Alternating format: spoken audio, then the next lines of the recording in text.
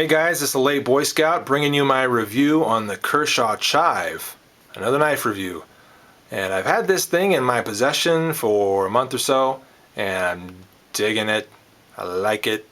It is very, very little, very small. Look at the size of that thing. Very small pocket knife.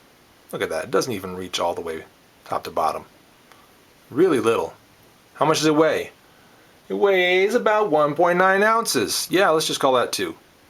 2 ounces. Nice strong stainless steel pocket clip on the outside. Works well. And I like the fact that it kind of not just ramps up, but then kind of flattens out again. So it doesn't scratch against countertops and other things you might come into contact with. Other car doors as you're getting out of yours. You know, what have you. Like that. It's pretty cool.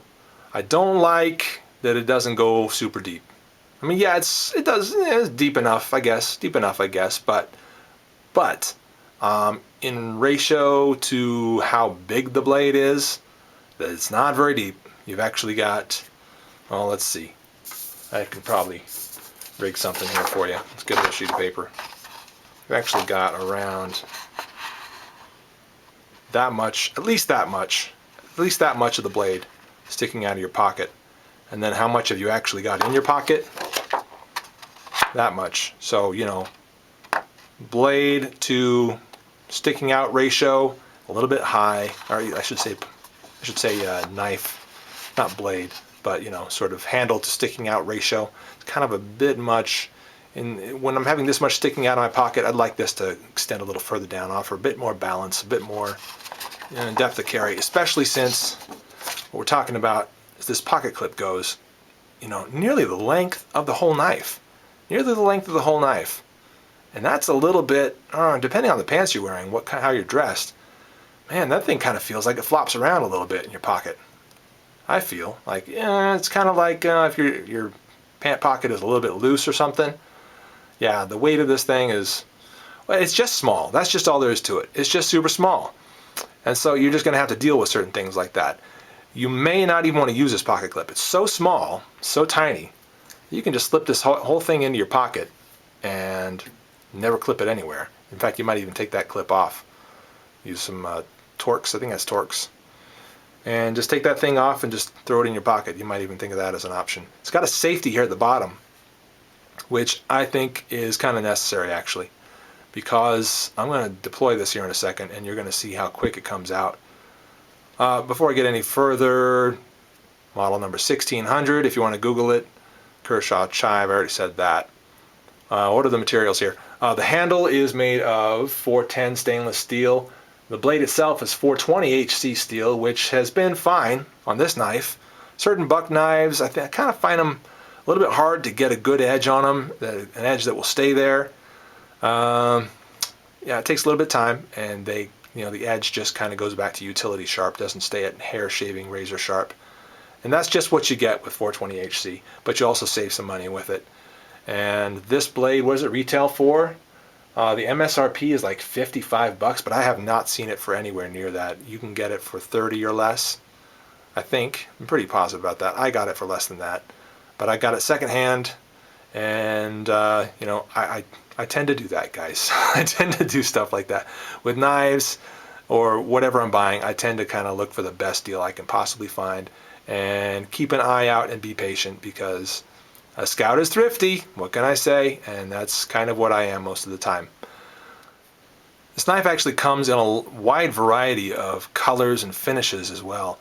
You should go to Kershaw's website to check all those out. They've got kind of the rainbow titanium one. They've got tungsten DLC stainless steel one. The high polish finish stainless steel. And more than that, I think. You keep looking around, you'll find this in lots of different finishes. This is the one that I found and the one that I liked, actually. The simplest, most basic. Yeah, I dig it. Pretty much any of them, though. They're highly collectible for the fact that they come in all those different colors and all those different finishes. Have I deployed it yet? No? Let's get to that. Okay, first you got to do the safety, and I do that just with my little finger here. Just bring that down. And let's see how fast it comes out. Holy crap. Let's see that again.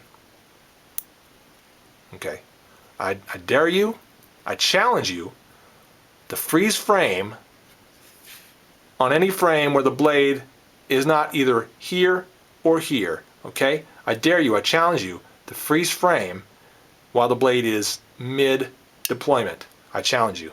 Here we go, ready? Did you do it? Could you freeze it? I don't think you could. That's how fast this is, very, very fast. That's why I think the safety is worth having, actually, because it comes out very easily. A little bit of push there, very, very little bit of push. Not a hard push at all. And if you're familiar with Ken Onion's SpeedSafe system, the Kershaw Ken Onion SpeedSafe system, it's strong enough for, you know, some of the larger blades, and on something as tiny as this, it's almost too strong. It's almost too strong, because yeah, it whips it out about as fast as I've seen.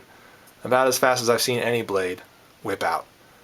And you know, it's kind of like the knife is just so small, and that SpeedSafe spring system is so simple and so well done that it's kind of putting like an exorbitant amount of spring pressure on that tiny little blade and really flipping it out faster than it would on any other larger one. That's my theory anyway. Okay, so what's the length of the blade itself? The length of the blade itself is 1 15/16 according to Kershaw. Let's just call that 2 inches. Close enough. Now, what is the length of the closed blade? Closed blade is 2 7/8. So you've got thumb studs on both sides, which I don't use at all. In fact, I think you got to have some pretty tiny hands to be able to make that thumb stud. Yeah, see, I can't even do it. It's like my hands are just kind of in the way. It doesn't work. It doesn't work. I think you got to have pretty small hands to be able to use that thumb stud. Instead, yeah, use the flipper, and it works great. How does it feel in hand? Fantastic. Really good. Really good. You wouldn't think it would feel this good. Such a small blade, such a small handle. Look at look at the space that takes up in my hand. Okay? That's where it sits. In my fingers, not in my hand at all. In my fingers, completely within my fingers.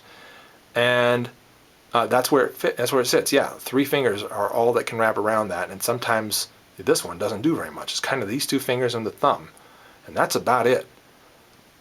But it actually feels great. It feels wonderful. Which is a surprise to me. Surprised that something this little can feel that comfortable in hand. But guys, it just does. It just does. This nice curve back here, kind of, it fits right into the thumb and into the rest of your, what would you call this area of your hand? Anyway, fits great into there. Thumb, yeah, fits great into there. And then great curves all around.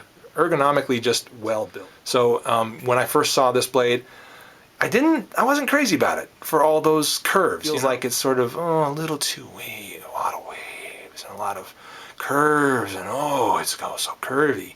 And it was just kind of, yeah, I'm bored with it. When I first saw it, that's how I felt about it. And then I got it in hand, and I was like, no, actually, not bad at all. Blade as well, it's got a nice little curve in it there. And why does it got that curvy shape? First of all, this here is the flipper, okay?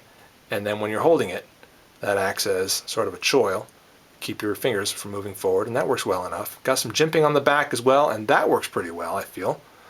Okay, and so why the curve there? I think it's a pretty deliberately designed blade, actually. You've got a nice sharp point here, nice kind of, comes to a very, very, pointy tip there. But then you've also got a great belly there. But that belly is only achieved because it actually comes back in. That's the only reason you're able to have some belly there. If you were to continue that all the way down, where would your belly be? Yeah, you'd be looking at something more along the lines of the leak. So here you go with this knife that is great for, say, office carry, any kind of EDC, where you are concerned about freaking out your neighbors, people that work around you. You don't want them to kind of freak out that you got this little pocket knife on you. So the intimidation factor is 0. Great. Very, very good thing, in my opinion, for EDC. Well-designed, well-made blade, and that actually feels really good in your hand for the size of it. And I got to give this thing a big thumbs up. Kershaw Chive, Ken Onion designed. Late Boy Scout reviewed. And you watched. Thanks for being here, guys. Thanks for watching. Appreciate the subscriptions. Appreciate the ratings. I'm the Late Boy Scout reviewing the Kershaw Chive. We'll see you later.